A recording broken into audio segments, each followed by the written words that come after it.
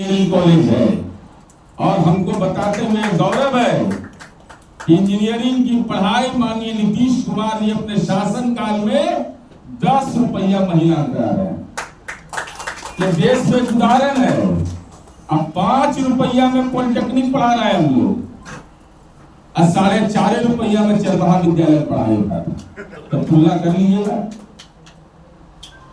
उसके बाद उन्होंने पूसा में एग्रीकल्चर कॉलेज खोला। बाद के कालखंड में एग्रीकल्चर कॉलेज बंद हो गया। कहीं नया एग्रीकल्चर कॉलेज नहीं खुला, बंद नहीं खुला। अब जाकर करके बाबू वीर कुंवर सिंह एग्रीकल्चर कॉलेज जैसे शाहबाद के इलाके में खुला, डॉक्टर APJ अब्दुल कलाम के नाम पर खुला और एग्रीकल्चर में पढ़ने वाले बच्चों को इंसेंटिव दिया जाता है। बिहार सरकार देती है, देश में कहीं नहीं है कि जो बच्चा पढ़ेगा उसको 2000 रुपये महीना दे। ये उसके बाद ईक अनुसंधान भवन का शिलान्यास 1968 में किया। पटना में वेटनरी कॉलेज का स्थापना उन्होंने किया। रांची में मेडिकल कॉलेज की स्थापना किया। मुजफ्फरपुर में इंजीनियरिंग कॉलेज और पॉलिटेक्निक कॉलेज खोला। टाटा में रीजनल इंजीनियरिंग कॉलेज खोला। Tenughat, Kharagpur dam, Kosi, Gandak zone barrage बनाया और KP जायसवाल इंस्टीट्यूट पुणे का बनाया हुआ है। अनुग्रह बाबू के नाम पर जो शोध संस्थान है, समाज अध्ययन शोध संस्थान, वो उनके द्वारा बनाया गया। अरबी फारसी शोध संस्थान, जनजातीय शोध संस्थान। और इतने लंबे अरसे के बाद श्री बाबू ने जो लाइन खींचा था कि हर एक पंचायत में विद्यालय खोलना चाहिए। आजादी का इतना लंबा अरसा गुजर गया। श्री बाबू के जाने के बाद अब जाकर के माननीय नीतीश कुमार जी ने हर पंचायत में विद्यालय की कार्य योजना को पूरा किया। बिहार खादी बोर्ड की स्थापना, सब खंडन हो गया था। आज देखिए खादी मॉल में जाकर देखिएगा तो मन तबियत ठीक हो जाएगा कि कितना सुंदर उसका व्यवस्थागत आधार हो गया। पशु प्रजनन फार्म, मोकामा का राजेंद्र सेतु। अब समझ लीजिए कि जो बेगूसराय के हमारे साथी बरौनी के साथी बोल रहे थे, इंडस्ट्रियल हब अगर बनाया इस बिहार को किसी ने तो डॉक्टर श्री कृष्ण सिंह के कार्यकाल में बना। अब जमींदारी उन्मूलन कर लीजिए, प्रत्येक सब डिवीजन में गौशाला का कंसेप्ट उन्हीं का था। ये सब बंद हो गया, सब बंद होकर के अब नए सिरे से उस पर काम शुरू हो रहा। जमींदारी प्रथा, भूदान, ये अलग विषय। अब समझिए कि मैं देख रहा था डॉक्टर श्री कृष्ण सिंह को आखिर क्या अपराध उनका था। इस बात की चर्चा हम बार बार कर रहे हैं कि इनको भारत रत्न क्यों नहीं मिला। सत्य सत्य होता है, ईमान ईमान होता है। आज नहीं कबूल करोगे तो कल कबूल करोगे, कबूल तो करना ही पड़ेगा। और अगर श्री बाबू के मन में ईमानदारी थी तो श्री बाबू का जो सपना था, आज कोसी बरादरी का प्रारंभ किया हुआ था, एक लंबे अरसे के बाद केंद्र की सरकार ने इस बार कोसी, पश्चिमी कोसी नहर परियोजना की स्वीकृति दी। इंजीनियरिंग कॉलेज बना बिहार के अंदर में, बाद के कालखंड में बंद हो गया। हमारा क्या गुनाह था कि 2008 में हम लोगों ने IIT प्राइवेट प्रकार से शुरू किया और हमको ये बताते हुए गौरव हो रहा है कि देश के अंदर में IIT का जो रैंकिंग हुआ है, बिहटा IIT का रैंकिंग 34वां स्थान पर है।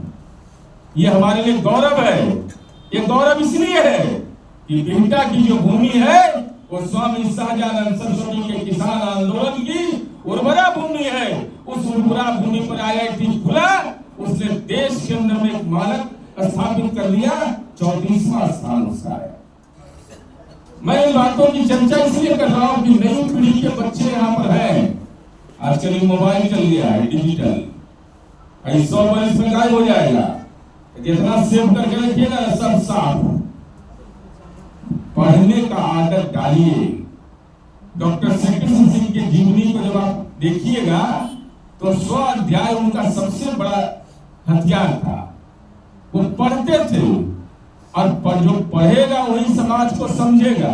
अरे तो कभी जात का हवा देगा, कभी धर्म का हवा देगा, तो दिमाग आपका लगा हुआ जाएगा। तो देश का संविधान अगर बना हमारे पुरखों ने संविधान सभा में बहस किया तो बिहार के प्रथम मुख्यमंत्री डॉक्टर श्री कृष्ण सिंह जी के जो पूरे व्यक्तित्व को आप देखिएगा, जो उनकी प्रशासकीय दक्षता को देखिएगा। हम उन बातों की विस्तार से कोई चर्चा नहीं करना चाहते, वो क्या थे नहीं थे और उन्होंने क्या काम किया शिक्षा के क्षेत्र में, शोध के क्षेत्र में। लेकिन आज के नई पीढ़ी को तो सोचना पड़ेगा। ये जातिवाद का घिनौना जहर की समय नहीं, मैं बता लग रहा है इस पर बिहार केसरी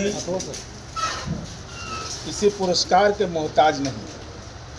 डॉक्टर श्री कृष्ण सिंह ने इस देश के अंदर में बिहार जैसे राज्य में सामाजिक जड़ता पर प्रहार किया, विकास के मानक स्थापित किए और श्री बाबू का सपना अब जाके पूरा हुआ। क्योंकि क्रमशः बीच के कालखंड में न इंजीनियरिंग कॉलेज खुला, न मेडिकल कॉलेज खुला, न पंचायत में स्कूल खुला। और भारत रत्न के तो वो हकदार हैं जो 50 के दशक में दलितों का मंदिर में प्रवेश कराए। उसने कितने बड़े सामाजिक परिवर्तन की बुनियाद रखी, जमींदारी प्रथा पर वज्र प्रहार किया। इससे बड़ा और क्या हो सकता है। तो सामाजिक परिवर्तन के मानक थे, महिला शिक्षा के पक्षधर थे। केवल कॉलेज नहीं खोलना टेक्निकल, बल्कि रिसर्च इंस्टीट्यूट खोलना, ये उस समय के राज्य के मुख्यमंत्री के रूप में उनका जो कार्य रहा है। तो भारत रत्न के हकदार हैं।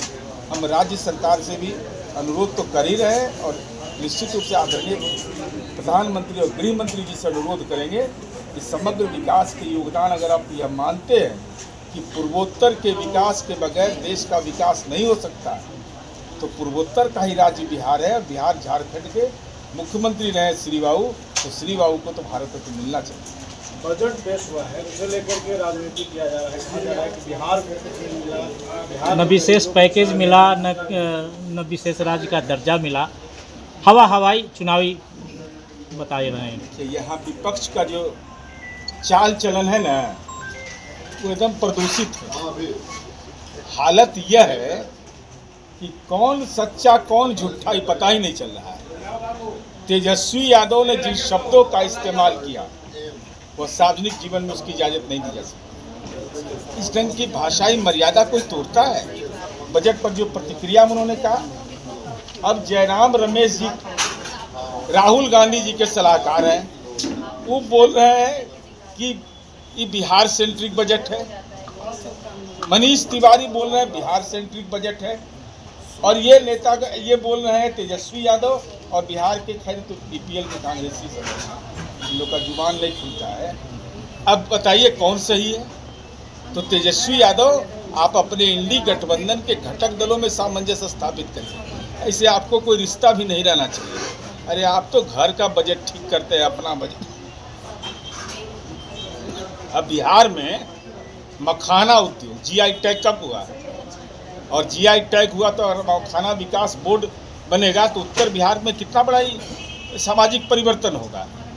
अब कोसी नहर का, जो हम कोसी की त्रासदी झेलते हैं, अगर उस संबंध में परियोजना आ रही है तो कहाँ इसमें दिक्कत है। इनको दिक्कत है क्योंकि आईआईटी का एक्सटेंशन हो रहा है, इनको दिक्कत होगा। इनको दिक्कत है टेक्निकल इंस्टीट्यूट से। इसलिए बिहार के हित में बजट है। और अगर तेजस्वी यादव जी आपको नज़र नहीं आता या आपका नज़र खराब, कांग्रेस का नज़र अच्छा, कि कौन दोषी है। तो अगर दिक्कत ज़्यादा है, अगर ज़्यादा मति भ्रम की स्थिति है, तो कोइलवर में हमने अच्छा व्यवस्था किया। जा करके अपना जांच करवा लीजिए और हम उसमें प्रायोरिटी दिलाने का हमारा काम है। और हम यह जरूर कहना चाहेंगे कि विकास हमारा दिखाई पड़ रहा है। किसी के प्रमाण पत्र की हमको ज़रूरत नहीं है। और बजट पर ज्ञान आप दीजिएगा तो माँ सरस्वती बहुत नाराज़ हो जाएंगे। आप कम से कम बजट उजट पर मत बोलिए, बाकी सब बोलना है वो सब बोलते रहिए, क्योंकि बजट बहुत ही गंभीर विषय होता है। घाटा अनुदान क्या है, राजस्व घाटा क्या है, तो ये सब चीज़ आपके बस का तेजस्वी यादव नहीं है। आपके परिवार में कोई इसका मुकाबला नहीं कर सकता है। इसलिए हम यह जरूर कहेंगे बिहार के पक्ष में यह बजट और विशेष दर्जा का प्रावधान खत्म हो गया, नीति आयोग ने कर दिया। हमने तो साफ तौर पर कहा कि हमको विशेष पैकेज मिलना चाहिए, और विशेष पैकेज हमको पिछले बार ही 58,000 करोड़ का मिला। 50 वर्षों के लिए हमको एक मुफ्त राशि दी गई, जिसमें कि बिना ब्याज का दिया गया। इनको तो समझ में कहाँ से आएगा, ये तो बेचारा जेल में विशेष दर्जा की चिंता करिए ना, ये सब चिंता करने के लिए हम लोग। श्री कृष्ण बाबू जी के आज पुण्यतिथि के शुभ अवसर पर आए हुए बिहार के जदयू के मुख्य प्रवक्ता, पूर्व वर्तमान एमएलसी, पूर्व मंत्री नीरज बाबू, मैं उनको हार्दिक बधाई और अभिनंदन करता हूं कि आप आए औरंगाबाद में, और हम सबों का, विशेषकर इस ट्रस्ट के सभी सदस्यों का मनोबल बढ़ाने का आपने काम किया।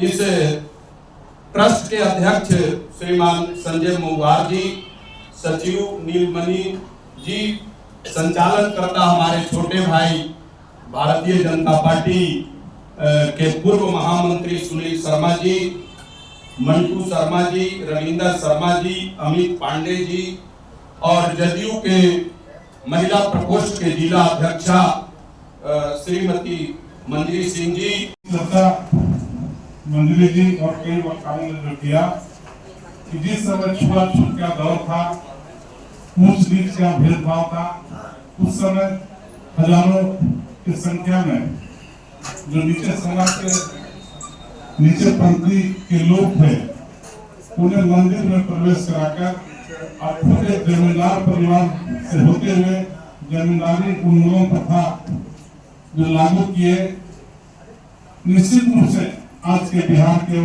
आधुनिक बिहार के शिल्पकार, बिहार केसरी जी को भारत रत्न मिलना चाहिए। इन्हीं शब्दों के साथ हम अपने मुख्य अतिथि को सुनेंगे। तमाम उपस्थित लोगों का अपनी